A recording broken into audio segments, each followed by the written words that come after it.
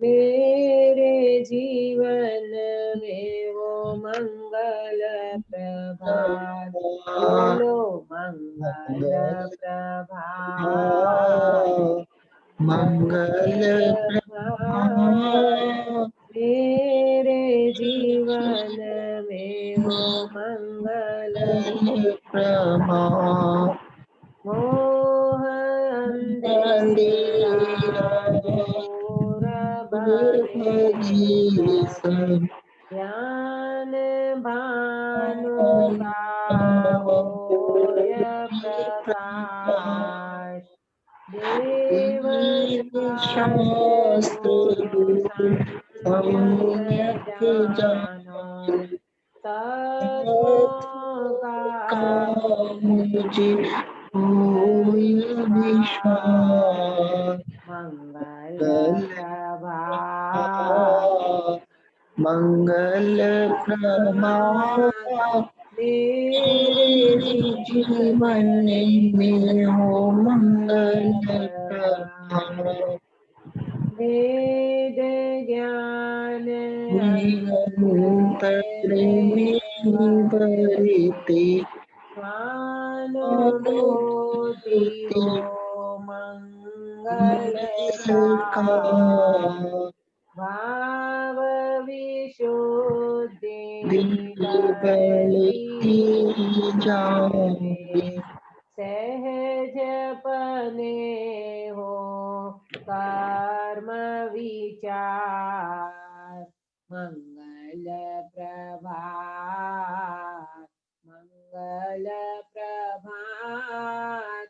मेरे जीवन में हो मंगल प्रभात। क्षण क्षण घटे कषाय हमारी, दूर हो वे सब पापाचार। तप संयम प्रगटावे स्वामी, अभी नहीं हो शिथिलाचार। मंगल प्रभात, मंगल प्रभात। प्रभात। मेरे जीवन जीवन में में हो हो मंगल मंगल प्रभात। प्रभात। आत्म ध्यान आनंदमय होवे, कर्म नशाए हे जिन राय। भक्ति भाव से शीश झुकावे, सफल होवे सब मेरे कार। मंगल प्रभात, मंगल मंगल प्रभात। मेरे जीवन जीवन में हो मंगल प्रभात, बोलो मंगल प्रभात, मंगल प्रभात। मेरे जीवन में हो मंगल प्रभात।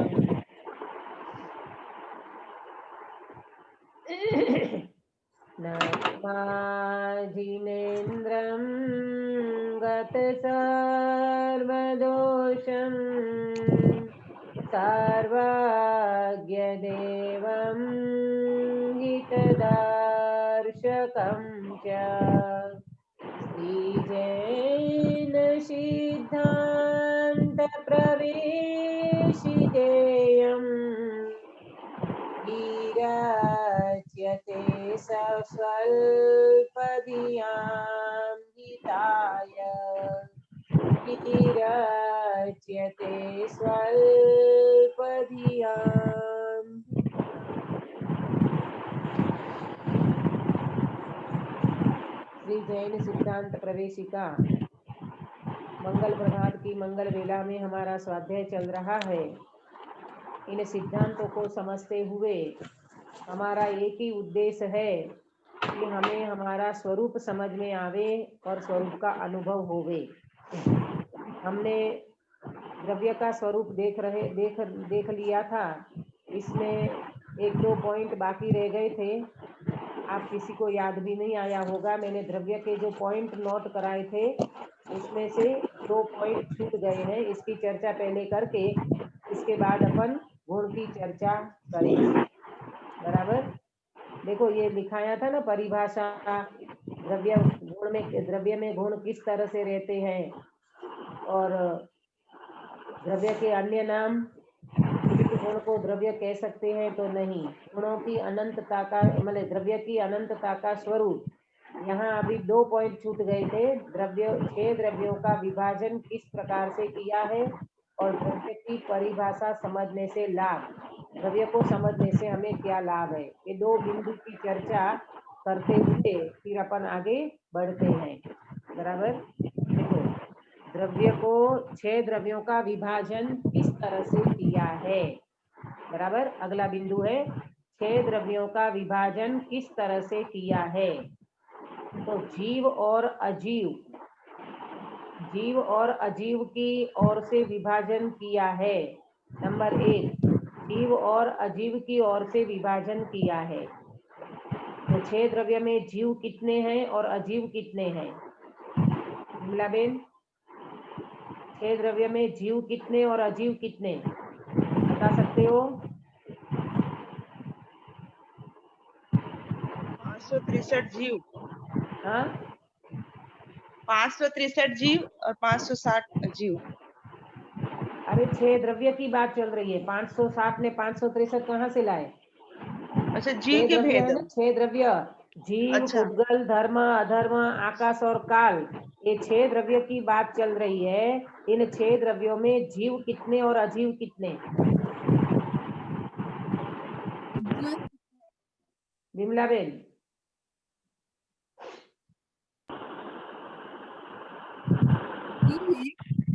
हाँ अनंत।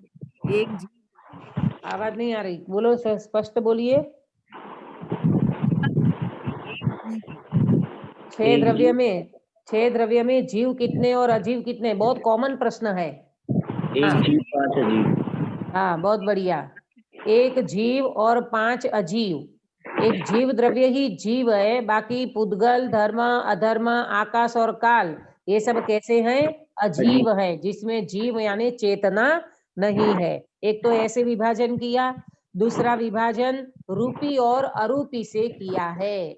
6 द्रव्यों का दूसरा विभाजन रूपी और अरूपी से किया है।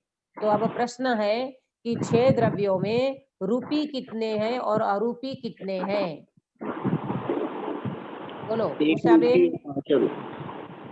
उषा बेन बता पाओगे? रूपी कितने और अरूपी कितने 6 द्रव्य में?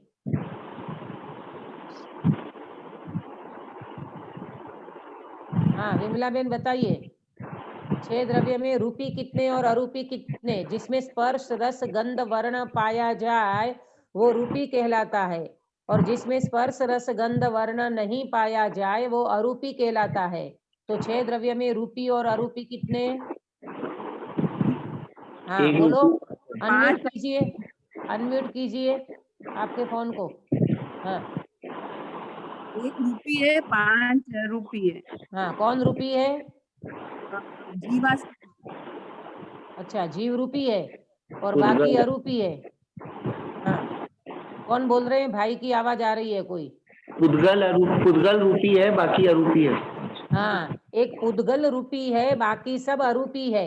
ये तो बिल्कुल बच्चों को पढ़ाने जैसी बातें हैं। अपन जैन सिद्धांत प्रवेशिका पढ़ रहे हैं।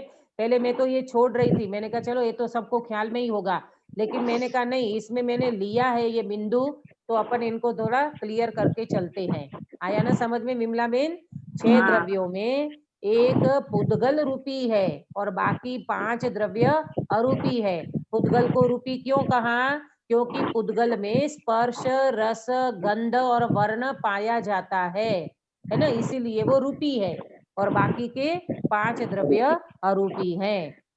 2 विभाजन हो गया। और तीसरा विभाजन है प्रदेशों की ओर से। तीसरा विभाजन कैसे है? प्रदेशों की ओर से, प्रदेशों की अपेक्षा विभाजन किया है। अब मैं 6 द्रव्यों में एक प्रदेशी कितने द्रव्य हैं और बहुप्रदेशी कितने हैं, ये शायद आप लोगों का अभ्यास होगा तो आएगा, नहीं तो आपको टफ लगेगा। 6 द्रव्यों में एक प्रदेशी कितने द्रव्य हैं और बहुप्रदेशी कितने द्रव्य हैं? कोई बता सकता है? शीतल बेन, ख्याल है? नहीं? हाँ, क्या बोला? हाँ, आवाज नहीं आ रही। आकाशिका है बहुप्रदेशी है। आकाशिका है बहुप्रदेशी, बाकी सब? हाँ बोलिए शीतल भैया। नहीं, याद है, ध्यान है, किसी को ख्याल है? देखो सुनो ध्यान से, ये शायद अभ्यास नहीं होगा तो आपको ख्याल नहीं होगा, लेकिन नोट कर लीजिए। 6 द्रव्यों में काल द्रव्य जो है, काल द्रव्य, कालाणु एक प्रदेशी है। काल द्रव्य और परमाणु, ये 2 द्रव्य जो हैं वो एक प्रदेशी है और बाकी बहुप्रदेशी हैं। आया समझ में? कालाणु, एक कालाणु है ना, कालाणु एक प्रदेशी है, और परमाणु, कालाणु और परमाणु, ये 2 द्रव्य एक प्रदेशी हैं, बाकी धर्म अधर्म ये सब बहुप्रदेशी हैं। तो प्रदेशों की अपेक्षा भी विभाजन किया है। बराबर? अब आया एक और अनेक की अपेक्षा। एक और अनेक की अपेक्षा भी विभाजन किया है। 6 द्रव्यों का एक और अनेक, एक द्रव्य कितने, अनेक द्रव्य कितने, इसकी अपेक्षा से भी विभाजन किया है। बता सकते हो शीतल बेन? 6 द्रव्य में एक द्रव्य कितना है और अनेक द्रव्य कितने हैं? धर्मास्तिका एक द्रव्य है, बहुत बढ़िया। अधर्मास्तिका एक द्रव्य है, हाँ और आकाश द्रव्य हाँ हाँ, एक द्रव्य हुआ। बहुत बढ़िया। ये 3 द्रव्य जो हैं वो एक द्रव्य है, धर्म अधर्म और आकाश। बराबर? और जीव अनेक हैं, पुद्गल अनंतानंत हैं, और काल द्रव्य भी असंख्यात है। संख्या की अपेक्षा से अगर विचार किया जाए तो जीव अनंत हैं, पुद्गल अनंतानंत हैं, और काल द्रव्य असंख्यात है। बराबर? तो एक द्रव्य में आया 3, धर्म अधर्म और आकाश। बराबर? और अनेक में आए जीव पुद्गल और काल द्रव्य। बराबर? अब अंतिम है क्रियावती शक्ति। क्रियावती शक्ति की अपेक्षा से भी विभाजन किया है। 6 द्रव्यों का क्रियावती शक्ति की अपेक्षा से भी विभाजन किया है। तो आप बता सकते हो 6 द्रव्यों में क्रियावती शक्ति कितने द्रव्यों में है?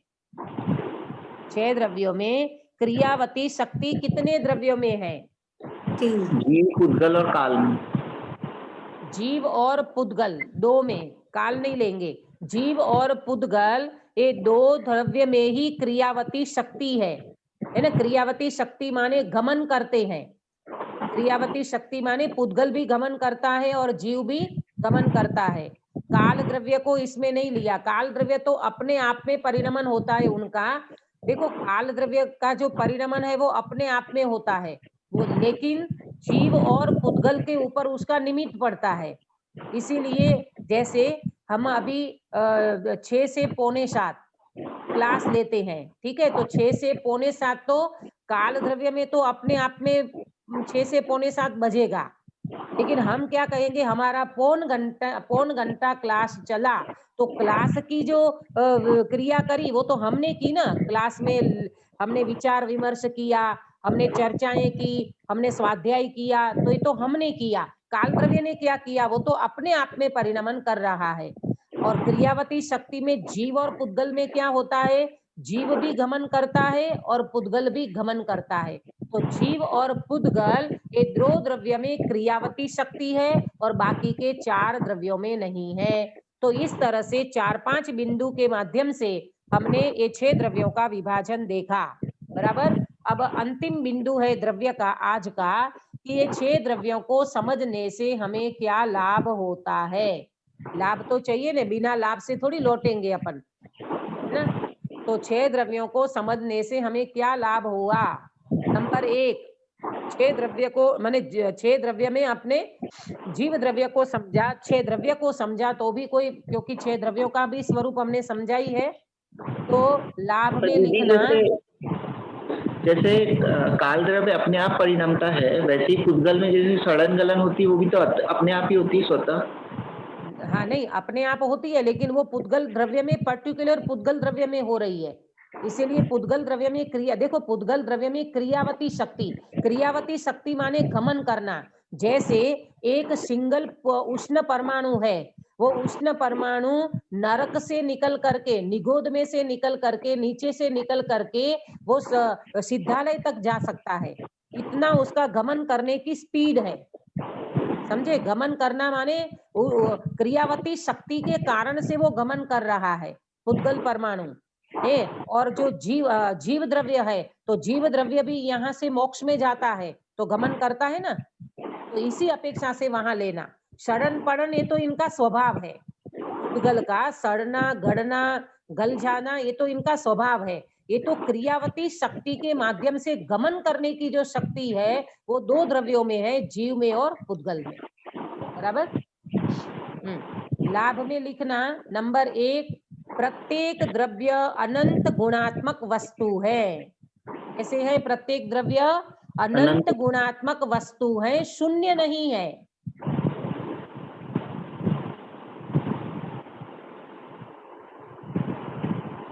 आया समझ में। प्रत्येक द्रव्य अनंत गुणात्मक ठोस वस्तु है, खाली नहीं है, शून्य नहीं है। ऐसा ज्ञान होने से पर द्रव्य से निरपेक्षता, पर द्रव्य से निरपेक्षता हो जाती है। क्यों? मैं अनंत द्रव्य से, मैं अनंत गुणात्मक वस्तु हूं, मुझे पर द्रव्य की बिल्कुल जरूरत नहीं है, तो पर द्रव्य की अपेक्षा छूट जाती है, पर द्रव्य से निरपेक्षता हो जाती है। शीतलबेन ख्याल में आ रहा है? मैं अनंत गुणात्मक ठोस वस्तु हूं, आया समझ में। मैं शून्य नहीं हूं, मैं ढोल की तरह खाली नहीं हूं, ऐसा मैं शुद्धात्मा हूं। तो 6 द्रव्य इसी तरह से अनंत गुणात्मक है। ऐसा ख्याल होने से, ऐसा ख्याल आता है तो पर द्रव्यों से अपेक्षा टूट जाती है, यानी हम निरपेक्ष हो जाते हैं, बराबर। नंबर 2, प्रत्येक द्रव्य स्वतंत्र है। ऐसे हैं, प्रत्येक द्रव्य स्वतंत्र है, कोई किसी का कर्ता धर्ता नहीं है। ऐसा समझने से पर का कर्तृत्व छूट जाता है। क्या छूट जाता है? पर द्रव्यों का कर्तृत्व छूट जाता है। हमें ये लगता है कि मैं इसका करता, मैं इसका करता, मैं इसका करूं, मैं इसका करूं। यहाँ तो ये कह रहे हैं कि प्रत्येक द्रव्य स्वतंत्र है, प्रत्येक द्रव्य अपने आप में स्वयंभू है, प्रत्येक द्रव्य का परिणमन स्वतंत्र है। तो ऐसा समझने से पर द्रव्यों का कर्तृत्व भाव छूट जाता है, बराबर। नंबर 3,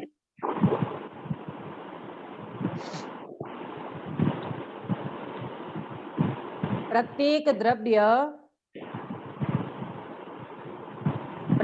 द्रव्य में अपना अपना अनंत गुण है, प्रत्येक द्रव्य में अपने अपने अनंत गुण है। इस अपेक्षा से कोई छोटा बड़ा नहीं है, चाहे निगोद का जीव हो, चाहे चींटी का जीव हो, चाहे स्वर्ग का जीव हो, चाहे मोक्ष का जीव हो, माने सिद्धालय का जीव हो। सभी जीव कैसे हैं? अपने अपने अनंत गुण से शोभित हैं, इसीलिए कोई छोटा बड़ा नहीं है।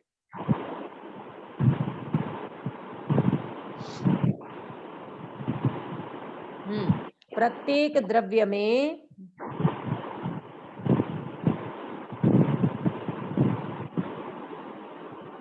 अरे हाँ सॉरी, प्रत्येक द्रव्य, एक आकाश प्रदेश के ऊपर 6 द्रव्य रहते हैं, कितने रह सकते हैं? एक आकाश प्रदेश के ऊपर 6 द्रव्य रहते हैं। कब तक रहेंगे? अनंत काल तक रहेंगे। अनंत काल तक रहेंगे। इससे हमारे अस्तित्व का ख्याल आता है। किसका ख्याल आता है? हमारे अस्तित्व का ख्याल आता है। अब सुनना ध्यान से, जब एक आकाश के प्रदेश के ऊपर 6 द्रव्य रह सकते हैं, तो हम घर में 4 मेंबर साथ में नहीं रह सकते, सास बहू साथ में नहीं रह सकते, देरानी जेठानी साथ में नहीं रह सकते, भाई भाई साथ में नहीं रह सकते। अपने को तो ये लगता है कि 4 भाई हैं तो हम बड़े हैं तो अपन तो अलग हो जाओ। अब ये दूसरा साथ में रहेगा, तीसरा साथ में रहेगा, चौथा साथ में रहेगा। अरे यहाँ तो कहते हैं एक आकाश प्रदेश के ऊपर कितने द्रव्य रहते हैं? 6 द्रव्य रहते हैं। ऐसे उनके अस्तित्व का ख्याल करते हुए हमें और एक शिक्षा मिलती है। हम 100 साधर्मी साथ में नहीं रह सकते, हम 4 मेंबर घर में साथ में नहीं रह सकते। तो हमें शिक्षा मिलती है कि अरे भाई, वास्तव में देखा जाए तो जब 6 द्रव्य एक आकाश के प्रदेश ऊपर रह सकते हैं, तो हम घर में 4 मेंबर साथ में क्यों नहीं रह सकते? हम अलग होने की क्यों सोच लेते हैं? हमें अंदर में साधर्मी के प्रति भी वात्सल्य क्यों नहीं रहता है? ये बात हमें समझना चाहिए। दीदी, जो प्रत्येक धर्म में अनंत अनंत गुण बताए गए हैं, तो वो आकाश और काल और धर्मास्तिकाई में भी? हाँ हाँ बिल्कुल। अरे सिंगल परमाणु जो है ना, परमाणु, वो भी अनंत गुण का धनी है। सिंगल परमाणु जो है वो भी अनंत गुण का धनी है। 6 द्रव्य में अनंतानंत गुण है। अकेले जीव में अनंत गुण है ऐसी बात नहीं है। 6 द्रव्य में अनंतानंत गुण है। एक सिंगल परमाणु भी अनंत गुण का धनी है। इसीलिए तो अपने को सर्वज्ञ भगवान की महिमा आती है कि भगवान के केवल ज्ञान में ये 6 द्रव्यों की अनंतता आई है। अनंत अनंत। एक बार गुरुदेव श्री ने प्रवचन में बोले पुद्गल परमाणु जो है, उन पुद्गल परमाणु की जो अनंतता है, वो अनंतता अपन वचन से नहीं कह सकते। केवली भगवान उनके अनंत गुणों का वर्णन करने के लिए समर्थ नहीं है। किसके? परमाणु में जो अनंत गुण है, उन अनंत गुणों का वर्णन करने के लिए केवली भगवान भी समर्थ नहीं है। इतनी अनंतता है एक सिंगल परमाणु में। बोलो, तो अपनी आत्मा में कितने गुण है मालूम? अपनी आत्मा में इतने अनंत गुण है। अभी आएगा, गुण के चैप्टर में लूंगी मैं उस विषय को, कि अपनी आत्मा में इतने अनंत गुण हैं, अपन उसकी कल्पना नहीं कर सकते। ऐसी अनंत गुणों का धनी मैं आत्मा हूँ, ऐसा विश्वास व्यक्ति को अगर हो जाए, श्रद्धान हो जाए, अनुभव हो जाए, तो ज्ञानी कहते हैं वो जीव जल्दी से जल्दी मोक्ष मार्ग में आगे बढ़ता हुआ भव का अभाव करके भगवान बन जाएगा। बहुत समझने जैसी बात है भैया। अपने में इतने गुण हैं, अपन तो अवगुण को रोते रहते हैं। मेरे में तो ये कमी है, मेरे में तो ज्ञान नहीं है, मेरे में तो याद नहीं रहता, मुझे ये नहीं होता, मैं तो पापी, मैं तो संसारी, मैं तो अज्ञानी। अरे ज्ञानी कहते तू भगवान है, तू अनंत गुण का धनी है, तेरे में अनंतानंत गुण भरे पड़े हैं। ऐसा विश्वास ये द्रव्य को समझने से आता है। आया समझ में सभी को? अब अपन चलते हैं गुण की ओर। ये हो गया हमारा द्रव्य को समझने से लाभ। ये द्रव्य माने हम आत्मा को समझ रहे थे ना, और इसके साथ 6 द्रव्य का हमने ज्ञान किया। देखो ये बिल्कुल सीक्वेंस में है शीतल बेन, ये बिल्कुल सीक्वेंस में है। सबसे पहले हमने परिभाषा पढ़ी थी जिस दिन हमने विषय चालू किया, विश्व किसे कहते हैं, बराबर? तो किसे कहा विश्व शीतल बेन? विश्व की डेफिनेशन? हाँ बोलिए। 6 द्रव्यों के समूह को विश्व कहते हैं। शीतल बेन भी है और शीतल भाई भी है ना? कोई बात नहीं। 6 द्रव्यों के समूह को विश्व कहते हैं। देखो सीक्वेंस बता रही हूं मैं। आज जिस गुण के ऊपर हम आएंगे ना, तो ये सीक्वेंस कैसा है? 6 द्रव्यों के समूह को विश्व कहते हैं, तो उसके द्रव्य शब्द आया 6 द्रव्य। तो फिर दूसरा प्रश्न खड़ा हुआ, द्रव्य किसे कहते हैं? तो आंसर क्या आया? गुणों के समूह को द्रव्य कहते हैं। तो सीक्वेंस में तीसरा प्रश्न खड़ा हुआ, कि गुणों के समूह को द्रव्य कहते हैं, तो फिर गुण किसे कहते हैं? बराबर, सीक्वेंस समझ में आ रहा है ना? तो गुण किसे कहते हैं, आज हम इसको समझेंगे कि गुण किसे कहते हैं। कल हमने आपको नोट कराया था, अपन 10 बिंदु के माध्यम से इसकी चर्चा करेंगे। कितने बिंदु के माध्यम से? 10 बिंदु के माध्यम से। कोई बोलेगा 10 बिंदु क्या नोट कराया था?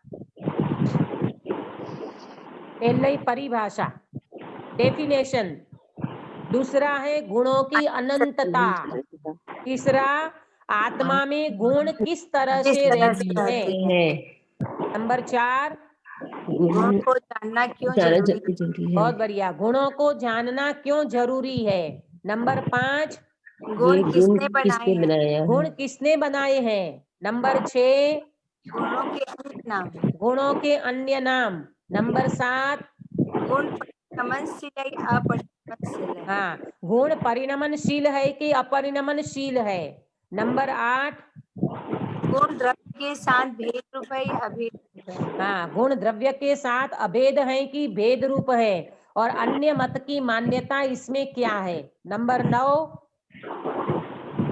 कितने गुण में विशेष पुरुषार्थ करना, हाँ, कितने गुण में विशेष पुरुषार्थ है, और नंबर 10 है गुणों को समझने से लाभ। देखो, मैं ये बिंदु इसलिए बनाया है कि आपको एक एक बात गुणों के बारे में क्लियर हो जाएगी। जैसे द्रव्य के बारे में हमारी सारी बातें क्लियर हो गई कि द्रव्य किसे कहते हैं, द्रव्य के अन्य नाम क्या है, द्रव्य का स्वरूप क्या है, तो कितना सारा स्वरूप हमने खोल दिया इसमें। तो जितना अपन विश्लेषण करते हैं, डिटेल से समझते हैं, तो अपने को फोकस होता है, अच्छा ये द्रव्य में ऐसा हूँ, मेरे में अनंत गुण है, मैं कभी अन्य रूप होता नहीं हूँ, ओहो मेरी अनंतता आज तक मुझे समझ में नहीं आई, ये सर्वज्ञ भगवान का अनंत उपकार है जिन्होंने मुझे मेरी द्रव्य की महिमा बताई है। आया समझ में? तो चलो अब अपन चलते हैं, पहली गुण समझने के लिए हम पहला बिंदु समझेंगे, परिभाषा, डेफिनेशन। गुण किसे कहते हैं, नोट करिए, जो द्रव्य के संपूर्ण भागों में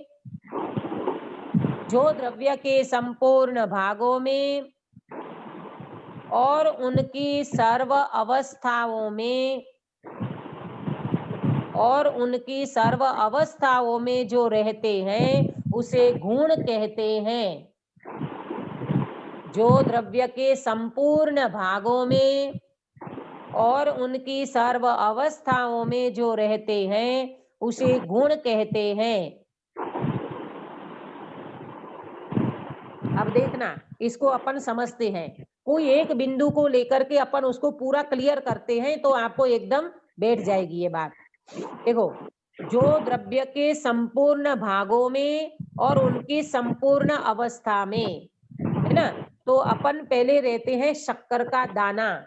मैं आपसे प्रश्न पूछती हूँ शीतल बेन, शक्कर का जो एक दाना है, तो शक्कर के एक दाने में मिठास कहाँ कहाँ है, ऊपर नीचे आजू में बाजू में के संपूर्ण भाग में? संपूर्ण भाग में।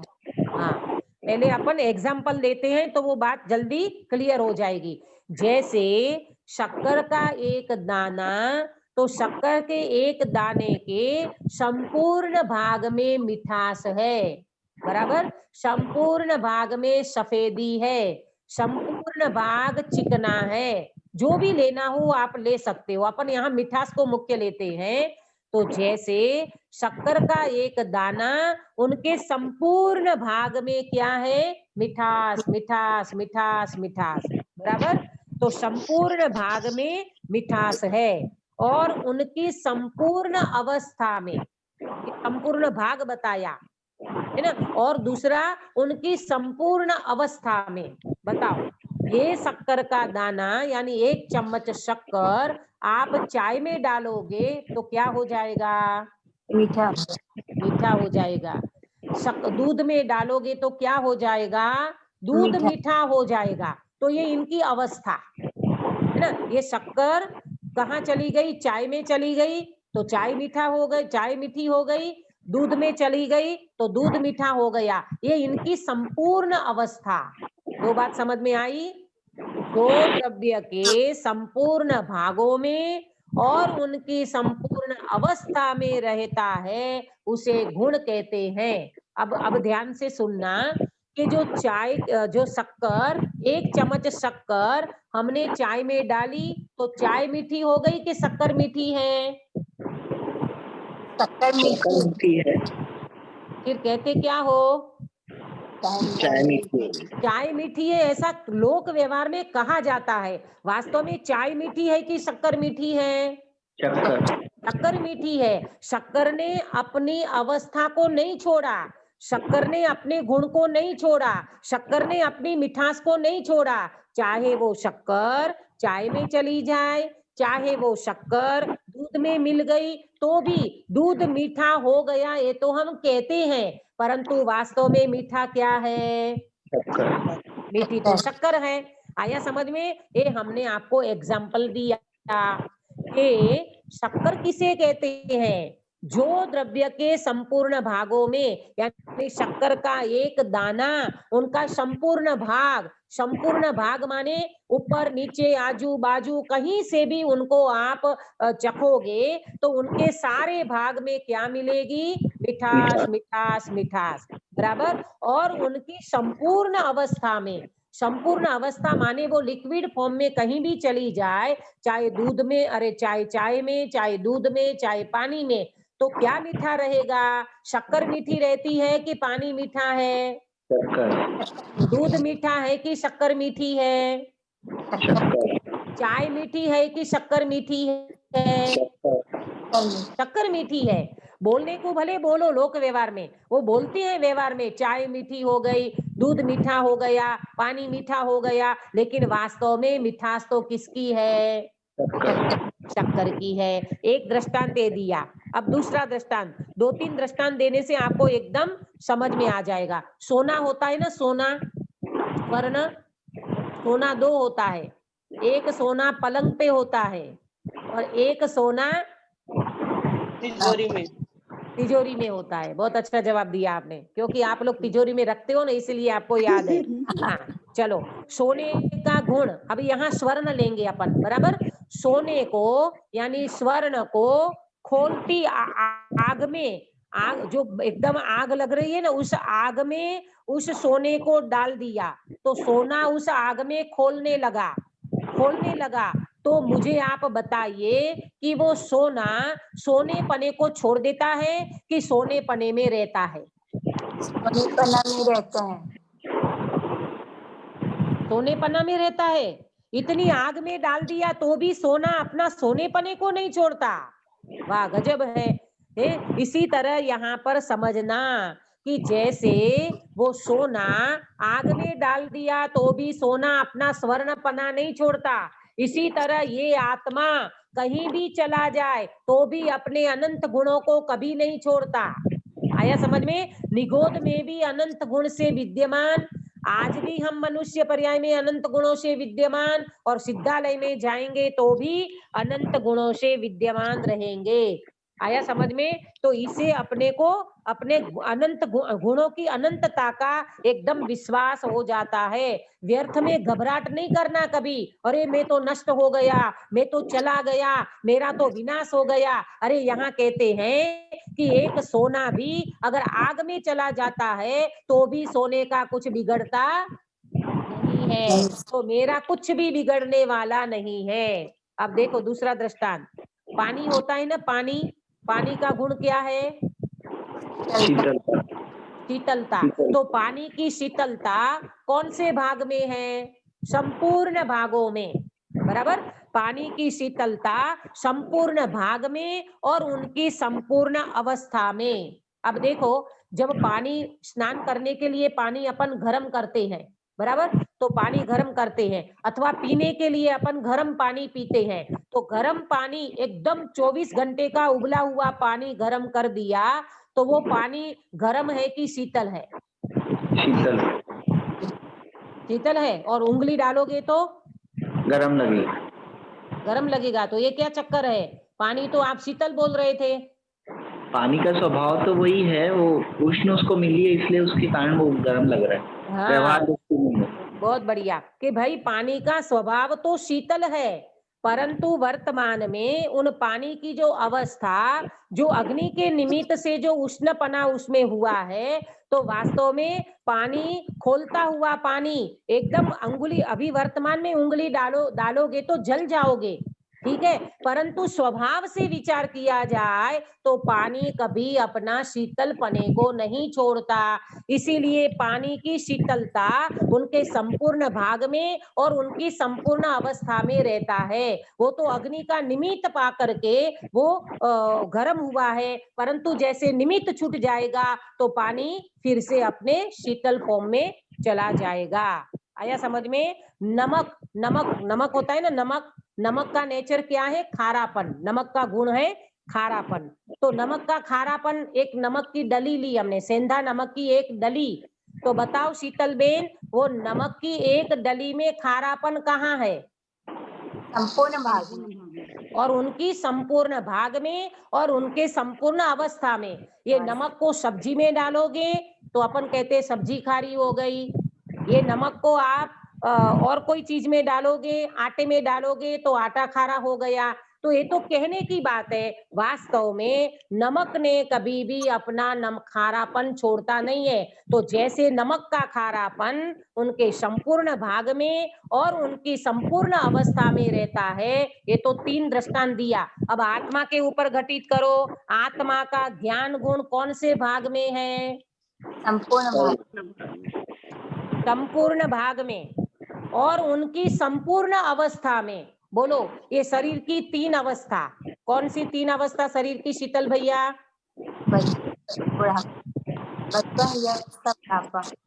बाल्य अवस्था, युवा अवस्था और वृद्धावस्था।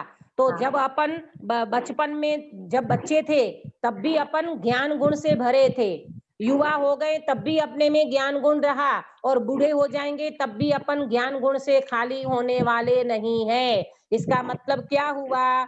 आत्मा का जो ज्ञान गुण है, ये तो शरीर की अवस्था है, बाल्य, युवा और वृद्धावस्था तो शरीर की है, ये तो समझाने के लिए कहा। वास्तव में देखा जाए तो आत्मा का ज्ञान गुण, एक ज्ञान गुण को तो मुख्य रूप से लिया, आत्मा में जो अनंत गुण है, वो अनंत गुण आत्मा की संपूर्ण भागों में और उनकी संपूर्ण अवस्था में रहते हैं, उसको गुण कहते हैं। आया समझ में? फिर से बोलती हूँ, जो द्रव्य के संपूर्ण भागों में और उनकी संपूर्ण अवस्था में रहे उसे गुण कहते हैं। लेकिन शीतल बेन, अपने को क्या लगता है, हम बूढ़े हो जाएंगे तो हमारा ज्ञान कम हो जाएगा? ये तो सूक्ष्म ज्ञान की बात है। आत्मा के अंदर जो सहज गुण पड़े हैं, आत्मा के अंदर जो अनंत गुण पड़े हैं, वो अनंत गुण हमारा निगोद में भी कम नहीं हुआ, तो मनुष्य भव में कैसे कम हो जाएगा? आया समझ में? एक सूक्ष्म ज्ञान में कम बढ़ होता है, वो ज्ञान समझना, एक सहज ज्ञान और एक सूक्ष्म ज्ञान। क्या बोला? सहज ज्ञान और सूक्ष्म। सहज ज्ञान अलग चीज है, सूक्ष्म ज्ञान अलग चीज है। सहज ज्ञान आत्मा के साथ तादात्म्य रहता है, अविनाभाव रूप से रहता है, और सूक्ष्म ज्ञान जो है वो कर्म के उदय के निमित्त से उसमें फेरफार हो जाता है, उसमें घट्टी बढ़ती हो जाती है, कमबड़ हो जाता है। जब अपन बूढ़े होते हैं तो अपनी इंद्रियां शिथिल हो जाती है, तो ज्ञान भी हमारा कमजोर हो जाता है। वो क्षयोपशम ज्ञान की बात है। क्षयोपशम ज्ञान कर्म के उदय का निमित्त पाकर के घटबड़ होता है, परंतु जो आत्मा के सहज ज्ञान आदि अनंत गुण है, वो अनंत गुण कभी भी कमबड़ नहीं होते। बात बिल्कुल क्लियर समझ लेना, तब आपको गुणों की महिमा आएगी। गुण की महिमा आएगी तो अल्टीमेटली द्रव्य की ही महिमा आएगी। क्यों? गुण किसके आश्रय से रहते हैं? गुण किसके आश्रय से रहते हैं? द्रव्य। द्रव्य के आश्रय से। मिठास किसके आश्रय से रहती है? शक्कर। नमक किसके आश्रय से नमक का खारापन किसके आश्रय से रहता है? नमक के। पानी की जो शीतलता है, वो शीतलता किसके आश्रय से रहती है? पानी के आश्रय से। ऐसे मेरे अनंत गुण किसके आश्रय से रहते हैं? मेरे मेरे माने द्रव्य, मैं माने द्रव्य, मेरी आत्मा मेरा द्रव्य उसके आश्रय से रहते हैं। तो बात सबको समझ में आ गई। व्यर्थ में कभी घबराहट नहीं करना, मैं नष्ट हो गया, मेरा तो ज्ञान चला गया, मेरे को तो बुढ़ापा आ गया, मेरा तो ज्ञान कम हो गया, मेरी इंद्रियां शिथिल हो गई। अरे इंद्रियां शिथिल हुई है, आत्मा तो शिथिल नहीं हुआ। समझ में आया?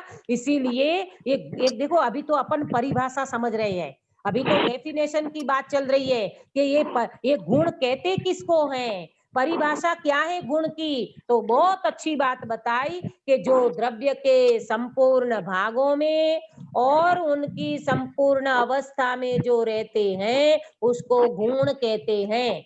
दो तीन दृष्टांत दे दिया आपको, 2-3 दृष्टांत दे दिया है ना, समझ में आ गया ना। पानी का दृष्टांत दिया, नमक का दृष्टांत दिया, शक्कर का दृष्टांत दिया। ये तीनों दृष्टांत से समझ लेना, जब जड़ वस्तु भी अपनी मिठास को नहीं छोड़ती, अपने खारापन को नहीं छोड़ते, अपनी शीतलता को नहीं छोड़ता, तो मैं चैतन्य शुद्धात्मा मेरी अनंत गुणों को कैसे छोड़ सकता हूँ।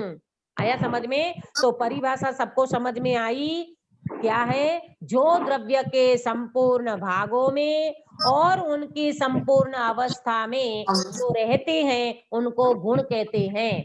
बोलो। अब एक आगे बताऊंगी मैं, अभी तो नहीं, उसका पॉइंट ही आएगा तब बताएं, तब अपन चर्चा इसकी करेंगे। तो हमारा ये जो ज्ञान गुण है, ये ज्ञान गुण कौन से भाग में है आत्मा के? संपूर्ण सर्वभाग और कौन सी अवस्था में है? संपूर्ण संपूर्ण अवस्था में। निगोद के जीव में ज्ञान है कि नहीं? है, तभी तो वो जीव कहलाता है। अगर निगोद के जीव में ज्ञान नहीं होता तो उसको जीव कौन मानता? इसका मतलब निगोद का जीव भी अनंत गुणों से भरा है। इसीलिए कभी भी कोई भी जीव को पर्याय दृष्टि से नहीं देखना, सभी जीव को द्रव्य दृष्टि से देखना, भगवान आत्मा के की ओर से देखना, कभी किसी को पर्याय दृष्टि से मत देखना। बराबर? ये हो गई हमारी परिभाषा। अब दूसरा बिंदु लेते हैं, 2 मिनट का टाइम है। दूसरा बिंदु गुणों की अनंतता। क्या है दूसरा बिंदु? गुणों की अनंतता। देखो, ये बिंदु के माध्यम से अपन वस्तु को ही क्लियर कर रहे हैं। अपने को जैसे महिमा नहीं आती ना शीतल बेन, कभी अपन ध्यान में बैठते हैं तो ऐसा लगता है कि कहते तो हैं आत्मा में अनंत गुण है, बहुत अनंत अनंत गुण से मैं भरा हूं, लेकिन कैसी मेरी अनंतता है, मेरे गुणों की अनंतता कैसी है? तो ये बिंदु बहुत मार्मिक है। दूसरा, गुणों की अनंतता। देखो, नोट करना, पहले नोट करोगे, कल मैं इसको समझा पाऊंगी। पहले तो मैं नोट कराती हूँ आप लोगों को, फिर अपन कल इसकी चर्चा करेंगे। गुणों की अनंतता कैसी है? तो सबसे पहले जीव द्रव्य अनंत है। क्या बोला? जीव द्रव्य अनंत है, उससे पुद्गल अनंतानंत है। जीव द्रव्य अनंत है, उससे पुद्गल अनंतानंत है, उससे अनंत गुणा 3 काल का समय है। कल अपन इसकी चर्चा करेंगे, आपके रोम रोम खड़े हो जाएंगे। अपने को तो मालूम ही नहीं है, ऐसा कॉमन रूप से बोल के निकल जाते हैं आत्मा में अनंत गुण है, लेकिन कैसे? अब देखो, जीव अनंत है, उससे पुद्गल अनंतानंत है, उससे अनंत गुणा 3 काल के समय है। कितने काल के समय? 3 काल के समय अनंत गुणा है। उससे अनंत गुणा आकाश के प्रदेश हैं। क्या है? उससे अनंत गुणा आकाश के प्रदेश है, और उससे अनंत गुणा एक जीव द्रव्य में अनंत गुण है। आया समझ में? अभी तो आपने केवल नोट किया है, कल इसकी चर्चा करेंगे अपन। देखो, इस चर्चा को अपने को सर्वज्ञ की आंख से देखना होगा, सर्वज्ञ भगवान के केवल ज्ञान से समझना होगा। आप कहोगे दीदी बताओ तो हमें, अनंत गुण बताओ हमें कैसे हैं, तो ये कोई ऐसी आंखों से दिखने वाली चीज नहीं है, ये तो विश्वास करने की चीज है। फीलिंग करने की चीज है, अनुभव करने की चीज है। तो क्या बताया, गुणों की अनंतता का स्वरूप कैसा है? जीव द्रव्य अनंत है, उससे पुद्गल द्रव्य अनंत है, उससे 3 काल के समय अनंत गुणे हैं, उससे अनंत गुणा है आकाश के प्रदेश, और उससे अनंत गुणे हैं एक द्रव्य में गुण। आया सबको समझ में? अभी तो ये मैंने आपको नोट कराया, कल अपन इसकी चर्चा करेंगे कि ये अनंतता का वास्तव में कैसी महिमा है और किस तरह से इन अनंतता को हम समझे, इसकी चर्चा कल करेंगे। अभी का समय हो गया है, इसलिए विराम देती हूँ। निज निधि निज में बताई यह अनंत उपकार है, इसके लिए जिन वाणी माँ को वंदना शतवार है, वंदना शतवार है। बोलिए शीतल बेन, नवोकार मंत्र। नमो यंताणं नमो सिद्धाणं नमो आर्याणं नमो वज्रायणं नमो लोहितवसावनं नमो यंताणं सिद्धाणं नमो नमो यंताणं नमो सिद्धाणं नमो वज्रायणं नमो लोहितवसावनं नमो यंताणं नमो सिद्धाणं नमो आर्याणं नमो वज्रायणं नमो लोहितवसावनं नमो यंताणं नमो सिद्धाणं नमो आर्याणं नमो यंताणं नमो सिद्धाणं नमो आर्याणं नमो वज्रायणं नमो लोहितवसावनं नमो यंताणं नमो सिद्धाणं नमो आर्याणं नमो वज्रायणं नमो लोहितवसावनं नमो यंताणं नमो सिद्धाणं नमो आर्याणं नमो वज्रायणं नमो लोहितवसावनं नमो यंताणं नमो सिद्धाणं नमो आर्याणं नमो वज्रायणं नमो लोहितवसावनं नमो यंताणं नमो सिद्धाणं नमो आर्याणं नमो वज्रायणं नमो लोहितवसावनं। ये सब पंच नमोकारों सवा बोलो अंतर्मुख मुद्राधारी सर्वजिनेन्द्र भगवान की जय हो। नित्य बोधिनी द्वादशांगमयी चिन्माणी माता की जय हो। 3 कम 9 करोड़ सर्वे वितरागी महामुनि राजों की जय हो। परम अहिंसामय वितरागी जैन धर्म की जय हो। जय जिनेन्द्र सभी को। जय जिनेन्द्र।